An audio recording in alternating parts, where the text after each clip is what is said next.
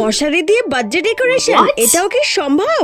কি তোমরাও নিশ্চয়ই অবাক হলে? তো চলো কিভাবে এটি সম্ভব হলো তোমাদের সাথে শেয়ার করি। এট ফার্স্ট সেই বার্থডে ডেকোরেশনের লোকেশনে চলে গেলাম আমি আর বনু। আর কারি বা জন্মদিন ছিল আজ, সবই বলবো এই ভিডিওতে। সো মাত্র 10 থেকে 20 মিনিটের মধ্যে মশারি, শাড়ি এবং এই কয়েকটা বেলুন দিয়ে কিন্তু আমরা এইরকম ভাবেই ডেকোরেশন করে উঠতে পেরেছি। আর সাথে ছিল এই ফেয়ারি লাইট, যেটা এই ডেকোরেশনের সৌন্দর্যকে আরেকটু এনহান্স করছিল আমার মতে। তো চটজলদি এইরকমটাই মাথায় এসেছিল সাজিয়ে নেওয়ার জন্য, সেই জন্য এটা ট্রাই করলাম। অবশ্যই তোমরা কিন্তু জানিও যে তোমাদের এই ইউনিক কনসেপ্টটা কেমন লেগেছে। তোমরা কিন্তু বাড়িতে ট্রাই করতেই পারো। তো দেখো ফাইনালি আমাদের বার্থডে বয় কিন্তু বসে পড়েছে কেক কাটিং এর জায়গায়। অর্থাৎ আজকের এই সূর্যরই বার্থডে ছিল এবং রাত্রেবেলা আমরা ছোট্ট করে একটু সেলিব্রেট করার চেষ্টা করেছি যাতে ওর বার্থডেটা একটু স্পেশাল হয়ে ওঠে। And once again happy birthday Surya, সারা জীবন খুবই ভালো থেকো। তো কেক কাটিং এর পরে ফিরে এসেছিলাম বাড়ি, কারণ আমার ছিল একটা ভিডিও শুট যা তোমরা এই চ্যানেলে দেখবে।